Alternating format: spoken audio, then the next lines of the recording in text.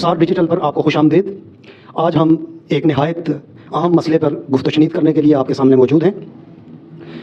हमारे यहाँ अमूमी रवैया ये है कि हम हर मामले पर एक जज्बाती रवैया अख्तियार करते हैं। तहकीक का हमारे यहाँ रवाज नहीं है, मकालमा हमारे पास मफकूद है, तो हम हर इशू को जज्बातियत की नज़र कर देते हैं। जो तरक्की याफ्ता कौमें हैं वहाँ पे उनका रवैया ये है कि वो तहकीक करते हैं और तहकीक करके तो फिर मसाइल को हल करने की कोशिश करते हैं। हमारे यहाँ आजकल स्कूलों की निजकारी एक बड़ा मसला है, जिस पे कहीं बातचीत भी हो रही है, लेकिन ज़्यादातर इस पे मुजाहरे हो रहे हैं, हड़तालें हो रही हैं। तो हमारी ख्वाहिश ये थी कि इस अहम मसले को समझा जाए कि असल में ये मसला क्या है, क्योंकि किसी मसले के हल के लिए उसको समझना बहुत ज़रूरी है। तो हमने कोशिश की है कि इस मामले पर किसी माहिर तालीम से बात की जाए, क्योंकि उसको असल मसले की समझ होगी। तो आज हमारे साथ मौजूद हैं तालीम के हवाले से तख्लीकी काम करने वाले हमारे दोस्त अमजद भट्ट साहब। हम उनको खुशामदीद भी कहते हैं। अमजद भट्ट साहब ने कुछ 3.5 दहाइयाँ तदरीस के साथ वाबस्ता रह के गुजारी, तहकीकी काम करते रहे, सहाफ़ी हैं, कलमकार हैं और इसके साथ साथ माहिर लिसानियात भी हैं। कुरान पे उन्होंने बड़ी तहकीकी नज़र से बहुत सारे काम किए। फिर हम दोनों भी हैं अल्लामा मुस्तफ़ा अब्बासी साहब के शागिर्द हैं। तो हम इनकी तरफ चलते हैं और इनसे हम मालूम करने की कोशिश करते हैं कि पहले तो ये है कि 2-3 जुमलों में ये बता दें कि असल में ये मसला है क्या। बिस्मिल्लाहिर्रहमानिर्रहीम। जनाब राशिद साहब, मैं आपका शुक्रगुज़ार हूँ कि आपने एक अवामी मसले को आम सतह पर मुतारफ़ करवाने के लिए ये एहतमाम किया। मरी की तारीख़ में जो स्कूलों की एक पस मंज़र है उस पर गौर करने की बहुत ज़रूरत है। अगर हम पाकिस्तान बनने से पहले की तारीख़ को देखें तो 1860 का ज़माना हमें बताता है कि अंग्रेज़ जब आए तो उन्होंने अपने बच्चों के लिए, जो बच्चे जंग में यतीम हो जाते थे, उनके लिए तकरीबन 4 बड़े तालीमी इदारे कायम किए। एक सेंट डेनिस स्कूल लड़कियों के लिए, कॉन्वेंट ऑफ जीसस मैरी यतीम लड़कियों के लिए, ये 2 यतीम खाने लड़कियों के लिए बनाए और 2 यतीम खाने उन्होंने लड़कों के लिए बनाए। एक का नाम लारस एशलम था, जो आज पाकिस्तान का नामवर तालीमी इदारा है, जिसे लारस कॉलेज कहा जाता है। और दूसरा था सेंट थॉमसन कॉलेज, जो ख़त्म कर दिया गया और उसकी जगह आजकल सर्वे ऑफ पाकिस्तान का दफ्तर मौजूद है। अगर हम इस तारीख़ को देखें तो तालीमी इदारे बनते चले गए, लेकिन तालीमी इदारे वैसे ही वजूद में नहीं आते। उनका एक पस मंज़र होता है, एक तारीख़ होती है। लोगों को जब तालीम की ज़रूरत महसूस हुई तो मरी के नस्ल के बही खाओं ने, यहाँ के आम लोगों ने अपनी ज़मीनें वक्फ़ की, कई एकड़ और कई मरले और कई कनाल ज़मीन गवर्नमेंट के हवाले की कि आप यहाँ तालीमी इदारे बनाएं ताकि हमारे बच्चे, हमारी नस्ल ज़ेवर तालीम से आरास्ता हो सके। तो लोगों ने ज़ाती ज़मीनें देकर इस सरज़मीन के लिए खिदमत की और कुर्बानी दी। आज वहाँ पर जो तालीमी इदारे कायम हैं उनको हमारी गवर्नमेंट प्राइवेट सरमायादारों को और सरमायाकारों को उनके हवाले कर रही है ताकि वो वहाँ पर आकर अपना कारोबार चमका सकें। इस वक्त जितनी भी कारोबारी इंडस्ट्रीज़ हैं उनमें तालीमी शोबे को भी एक कारोबारी इंडस्ट्री के तौर पर देखा जा रहा है। पाकिस्तान में अगर होटल्स के बाद कोई इंडस्ट्री हमारे यहाँ फ़रोग़ पा रही है और वो आमदन का ज़रिया बन रही है कम से कम मेहनत के साथ, तो वो शोबा तालीम है। और इस हवाले से अगर देखा जाए तो मरी में इस वक्त प्राइवेट और सरकारी तालीमी इदारों का एक जाल बिछा हुआ है।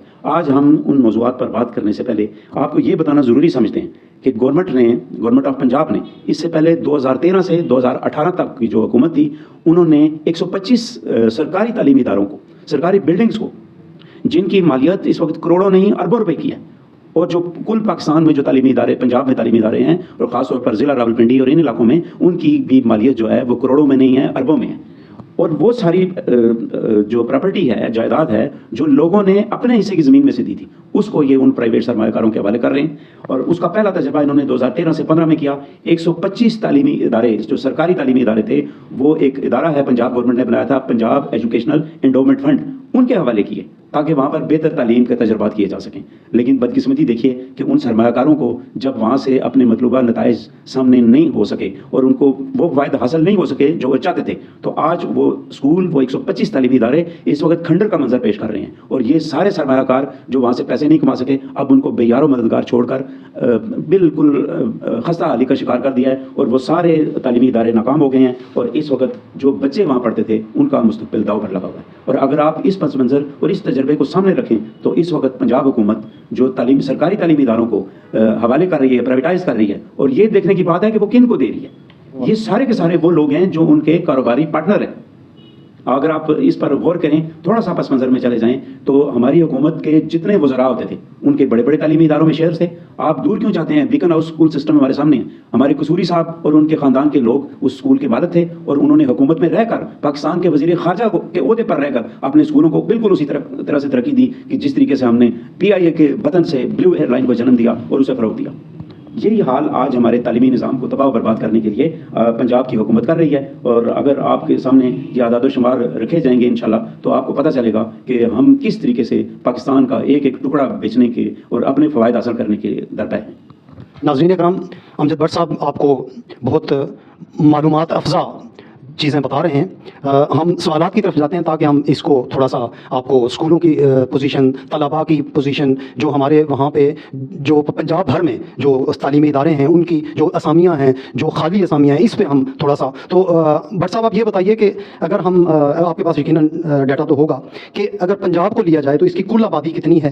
اگر ہم اس کو دیکھیں اسکولوں کی کل تعداد کتنی ہے، اور ان اسکولوں کو اگر کیٹیگرائز کریں تو پھر آگے جو پرائمری اسکول اور middle school, high school, higher secondary school, ان کی کیا تعداد بنتی ہے، اور طلباء و طلبات جو پڑھ رہے ہیں اس وقت، اس کا کوئی اگر آپ کے پاس تعداد کے حساب سے ہو ڈیٹا بیس تو وہ اگر ہمارے ساتھ شیئر کریں. جی، میں یہ اعداد و شمار آپ کے سامنے میں پیش کرتا ہوں. پورے پنجاب کی آبادی اس وقت ہمارے چاروں صوبوں، آزاد کشمیر اور گلگت بلتستان کی نسبت سب سے زیادہ آبادی پنجاب میں ہے، اور پنجاب کی کل آبادی اس وقت 12,74,74,000 ہے. اس آبادی میں جو پورے پنجاب میں جو پرائمری اسکول ہیں ان کی تعداد 32,368 ہے، یعنی 32,368. اور اس میں جو مڈل اسکول ہیں ان کی تعداد 7,218 ہے، جبکہ ہائی اسکول 8,008 ہیں. یہ پورے پنجاب کے اعداد و شمار میں عرض کر رہا ہوں. اور اسی طرح ہائر سیکنڈری اسکول یعنی جہاں پر 11ویں 12ویں کی کلاسز بھی لگتی ہیں ان کی تعداد 838 ہے پورے پنجاب میں. تو اسی طریقے سے ان 32,368 جو سارے 49,000 کے قریب کل جو تعداد ہے اسکولوں کی، ان اسکولوں میں تقریباً جو اساتذہ ہیں ان کی تعداد 49,000 ہے. طلباء طالبات کی تعداد 1,18,39,000 ہے. ٹوٹل تعداد طلباء طالبات جو ہیں جو سرکاری تعلیمی اداروں کی اعداد و شمار میں عرض کر رہا ہوں، اس کا پرائیویٹ کے ساتھ تعلق نہیں ہے. اور 1,18,39,000 طلباء طالبات زیر تعلیم ہیں. بٹ صاحب آج کل اساتذہ نے بھی پچھلے دنوں کوئی دھرنا دیا ہوا تھا اور ہڑتالیں بھی ہوئیں اور کافی سارا وہاں پہ ماحول بنا. تو ہم یہ جاننے کی کوشش کرتے ہیں کہ اس وقت تحصیل مری جو ہے اس میں کتنے اسکول متاثر ہوئے، کتنے اسکول انہوں نے اس فہرست میں شامل کیے ہیں، اور ان اسکولوں کا جو ہے ان میں اگر ڈیٹا دیکھا جائے تو طلباء و طالبات کی تعداد کیا ہے اور کہاں کہاں یہ اسکول ہیں. تو اس پہ اگر آپ اور کن شرائط پہ یہ اگر وہ اس کو پرائیویٹائز کرتے ہیں تو کون سے ادارے ہیں جن کو یہ دے رہے ہیں، ایسی کون سی NGOs ہیں، کون سے ادارے ہیں، کیا وہ تجربہ کار ادارے ہیں یا اپنے کسی مفادات کی وجہ سے دے رہے ہیں، اور ان کی شرائط کیا ہیں؟ اس سے طلباء کو کوئی نقصان ہوگا، فائدہ ہوگا کچھ؟ اس پہ اگر ہمارے ناظرین کو آپ بتائیں. جی، میں عرض کرنا چاہتا ہوں کہ پورے پنجاب میں اس وقت تحریک چل رہی ہے اور تمام اساتذہ کی یہ کوشش ہے کہ یہ نجی اداروں کو نہ دیے جا سکیں، اور ان کے مقاصد جو حکومت ہم پر اساتذہ کرام پر الزام لگاتی ہے کہ اساتذہ تعلیم صحیح نہیں دے رہے، ذمہ داری کے ساتھ اپنا کام نہیں کر رہے، اور تعلیمی حالت دگرگوں ہو گئی ہے، نجکاری میں دینے کے بعد تعلیمی حالت بہتر ہو جائے گی. لیکن میں نے جیسے عرض کیا کہ پہلے ایک تجربہ حکومت کر چکی ہے اور وہ اسکولوں کی حالت ٹھیک ہونے کے بجائے خرابی کی طرف گئی ہے. دراصل حکومتی جو اہلکار ہیں وہ اپنے لوگوں کو نوازنے کے لیے یہ سارے کام کر رہے ہیں، تعلیم کی بہتری کے لیے نہیں کر رہے. اور اس وجہ سے جو ہمارا خطہ ہے، خطہ کوسار ہے یا ضلع راولپنڈی ہے، یا خاص طور پر مری اور کوٹلی ستیاں کے جو علاقے ہیں، ان میں جتنے اساتذہ اور لوگ متاثر ہو رہے ہیں، میں ان کے اعداد و شمار تک اپنے آپ کو محدود رکھتا ہوں. اور آپ کے سامنے جو بات میں پیش کر رہا ہوں وہ ذرا بڑی غور طلب ہے. پہلی بات یہ ہے کہ تحصیل مری کے جو اسکولز ہیں ان کی تعداد 234 ہیں. ان میں سے 234 اسکولوں میں سے 148 اسکول پرائمری اسکول ہیں جو تعلیمی اداروں کا 63% حصہ بنتے ہیں، اور ان میں 27,000 طلباء و طالبات زیر تعلیم ہیں. اساتذہ پڑھانے والوں کی تعداد 1253 ہے. درجہ چہارم کے ملازمین 395 ہیں، اور درجہ چہارم کی خالی اسامیاں بھی 115 ہیں. اب آپ دیکھیں کہ جو اساتذہ یہاں پڑھا رہے ہیں 234 اسکولوں میں، ان میں خالی اسامیاں اساتذہ کی جو ہیں وہ 628 اسامیاں ہیں جو آج تک یہ پورے حکومت نہیں کر سکی. اور اسی طرح ہمارے ضلع کا جو دوسری تحصیل ہے کوٹلی ستیاں، اس میں 185 اسکول ہیں جس میں سے 118 پرائمری اسکول ہیں، اور یہ بھی 63% اسکولوں کی تعداد بنتی ہے. اس میں 16,000 جو طلباء طالبات ہیں جن میں 856 اساتذہ ان کو پڑھا رہے ہیں، اور 550 اسامیاں خالی ہیں اساتذہ کی آج تک، اور 327 درجہ چہارم کے ملازمین ہیں، اور جو خالی اسامیاں درجہ چہارم کی ہیں وہ 94 ہیں. اور ایک دلچسپ بات جو ہمیں غور طلب ہے کہ پورے پنجاب کے جو 32,000 اسکولوں کو یہ نجکاری کی طرف لے کے جا رہے ہیں، ان میں ضلع راولپنڈی کے 256 اسکول، جن میں 207 اسکولوں کو نجکاری کی طرف دھکیل دیا گیا ہے، لیکن جو سیاسی قائدین تھے ہمارے، وہ اپنے ہم اثر لوگوں کو، اپنے ہم نوالا لوگوں کو اور اپنے کاروباری شراکت دار لوگوں کے 49 اسکولوں کو بچانے میں کامیاب ہو گئے ہیں، ان کو اس فہرست میں سے نکال لیا گیا ہے۔ اسی طرح تحصیل مری کے 148 اسکول جو تھے جن کو پرائیویٹائز کرنا تھا، نجی شعبے میں دینا تھا، ان میں سے 63 اسکولوں کو ہمارے جو سیاسی قائدین ہیں انہوں نے بچا لیا ہے، کیونکہ وہ ان کے قریبی اور جاننے والے لوگوں کے اسکول تھے۔ اور 18 اسکول ایسے ہیں جو مری کی کوئی ایک NGO ہے، آسمہ عباسی صاحبہ ہیں، وہ ان کو لے رہی ہیں، اور 56 اسکولوں کو مسلم اینڈ کے حوالے کیا جا رہا ہے۔ اور ایک دلچسپ بات بھی آپ کو بتا دوں کہ اس ساری کوشش میں گورنمنٹ ابھی تک کامیاب نہیں ہو سکی۔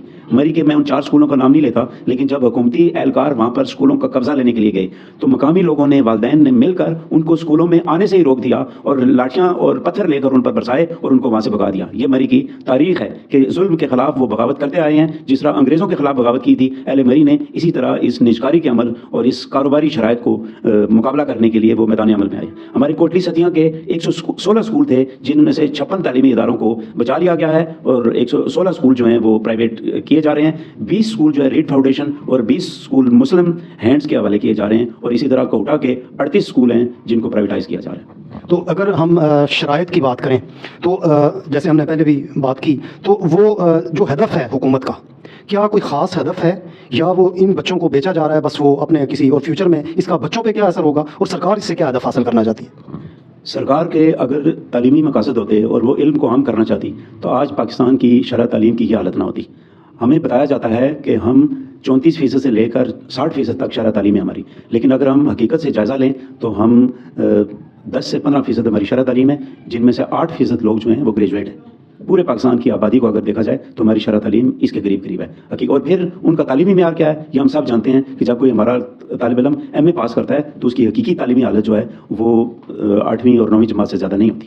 یہ ہمارا تعلیمی معیار ہے۔ تو حکومت کا زیادہ سے زیادہ مطمئن نظر یہ ہے کہ وہ ان اداروں کو بیچے، اور ان کی جو پس پردہ جو شرائط طے ہو رہی ہیں پرائیویٹ پارٹیز کے ذریعے، جب وہ مجھے پتہ چلی تو میں بالکل ہکا بکا رہ گیا کہ انہوں نے جو پرائمری سے لے کر 8ویں کلاس تک یا 6ٹھی کلاس تک فی بچے، یہ جو پرائیویٹائز کیا جا رہا ہے، جو نجی اداروں کے حوالے کیا جا رہا ہے، ان سے فی بچہ وہ قیمت وصول کر رہے ہیں کہ ہم آپ کو اتنے بچے آپ کے حوالے کر رہے ہیں، لاکھوں بچے آپ کے حوالے کر رہے ہیں، جن سے آپ کاروبار کریں گے، پیسے کمائیں گے، ماہانہ فیس آپ ان سے وصول کریں گے، تو فی بچہ پرائمری کا جو ہے نرسری سے لے کر 6ٹھی جماعت تک 850 روپے اس کی قیمت طے ہوئی ہے، اور 6ٹھی جماعت سے لے کر ہائر سیکنڈری کلاسز تک فی بچہ 1300 روپیہ اس کی قیمت لگی ہے، اور وہ پرائیویٹ اداروں کے حوالے کیا جائے گا۔